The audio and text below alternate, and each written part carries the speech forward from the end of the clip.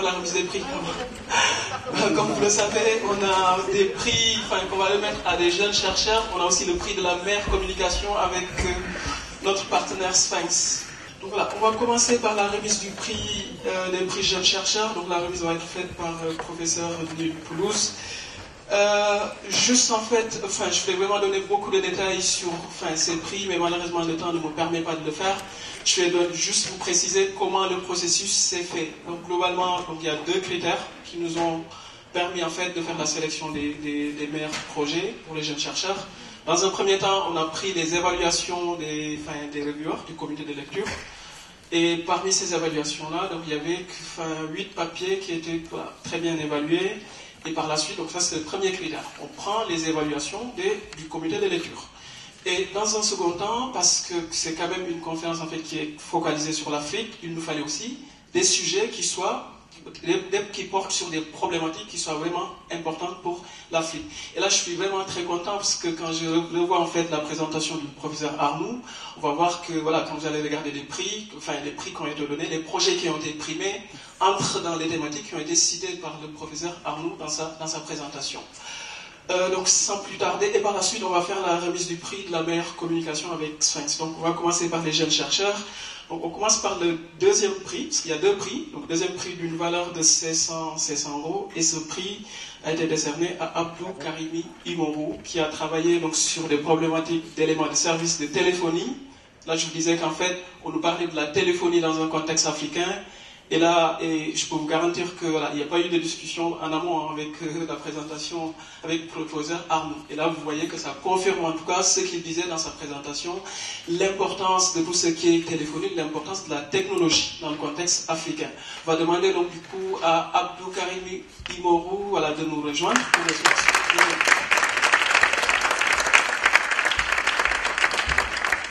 Voilà les photos. Voilà, une première photo d'abord, ensuite soit consommée. Oui, ensuite, oui, nous aussi, Christophe, une photo à 4.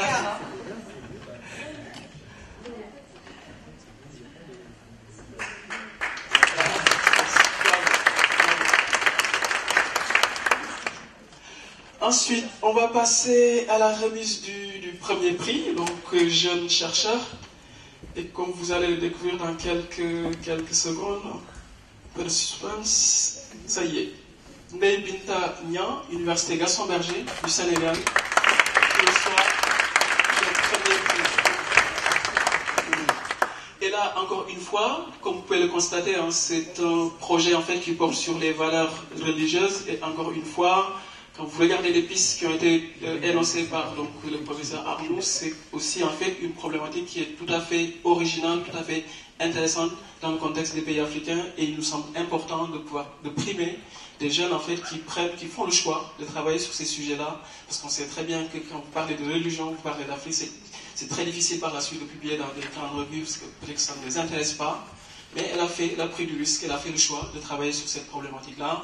Elle a fait un papier qui est très intéressant, qui est du Cali, qui permet vraiment de comprendre la situation, ce qui se passe dans ces pays-là. Et surtout, ce qui est spécifique, ce que je connais bien, la société qui a été étudiée, c'est la LONASE. LONASE, c'est la loterie. Dans un contexte, un pays comme le Sénégal, la loterie, c'est très mal vu, d'un point de vue religieux.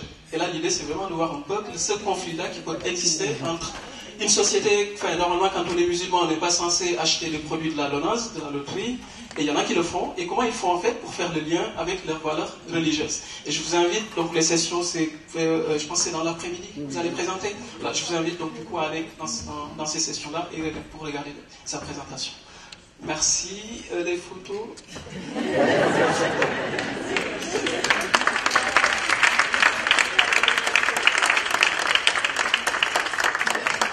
Je vais laisser soit pour la remise du prix de la meilleure communication avec notre sponsor Sphinx. On va laisser à Younes. C'est monsieur Bonzala qui va plutôt transmettre le prix à la meilleure communication qui était attribuée à CM Bensat et Fatma Choura Abida de l'Université de Toulouse. Je suis honoré d'être parmi vous et toute l'équipe Sphinx est ravie de soutenir cet événement. Vous allez me dire, mais pourquoi Sphinx fait ça tout le temps en Afrique? Ben, la société elle est française, mais le Sphinx est africain.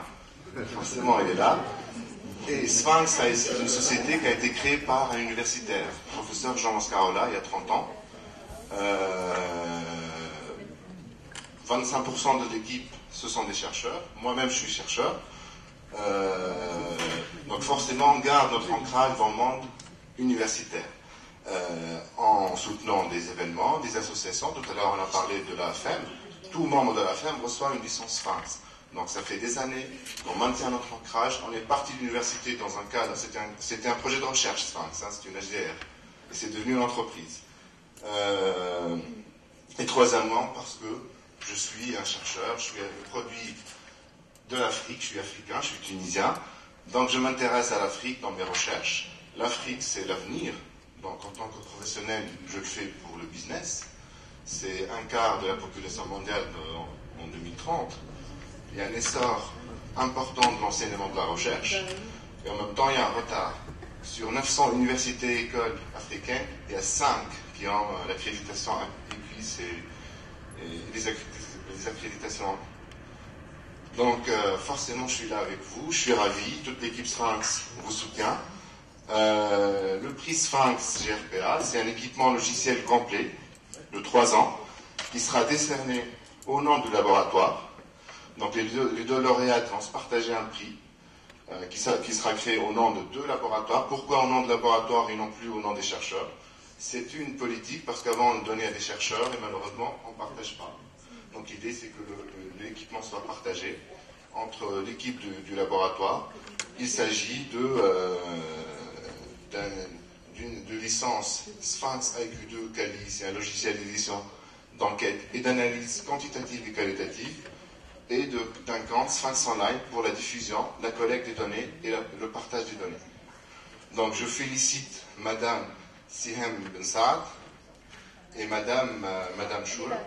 La sélection a été faite par le comité scientifique du GRPA en concertation avec l'équipe Sphinx. Et on était d'accord sur le choix. Ouais, vous voyez, parce qu'en fait, on a fait notre sélection à nous, on a envoyé à Sphinx aussi donc, les shortlistés, les projets shortlistés. Au final, on a retenu, en fait, dans les 2 cas, on a retenu le même papier. Donc finalement, même si... En fait, honnêtement, j'ai hésité entre 2 papiers. Celui de Madame Fatou et celui de Madame Siem. Je me suis rendu compte aussi, à l'instant, que Madame Fatou, il y a 1 semaine ou 2, elle a reçu un prix Sphinx à Dakar. En évaluant.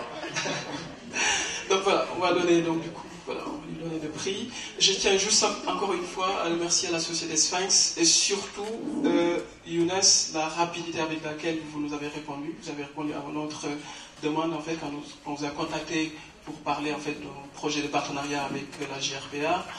Et ça, c'est quelque chose qui est important. Le fait que vous contactez une entreprise qui vous répond dans les 48 heures, qui vous dit, je vous donne, par principe, vous avez le prix. Et je tiens aussi à préciser que pour les numéros spéciaux, que ce soit pour Management à venir, que ce soit pour Management et Sciences sociales, dans les 2 cas, ça a été la même chose. Ça veut dire que clairement, les revues, les entreprises sont de plus en plus aussi intéressées par l'Afrique. Elles sont là pour justement travailler avec des collègues qui sont aussi intéressés par l'Afrique. Merci pour ça. Pour juste terminer, vous étiez le premier prix de test Sphinx en 2012. Oui, ça je ne l'ai pas précisé. Avec Sphinx, c'est une longue histoire. Chaque année, il y a plusieurs prix de meilleure communication et recherche. Et chaque année, il y a un prix francophone, meilleur prix de thèse. Il y a 2 prix de thèse Sphinx. Et ce n'est pas forcément avec l'usage des logiciels Sphinx. Par exemple, le travail de Madame Siem, c'est avec Amos, je crois. Donc c'est un prix méthodologique. Je vous invite à soumettre vos projets chaque année. À partir du mois de mai, il y a un appel à candidature. Voilà, merci.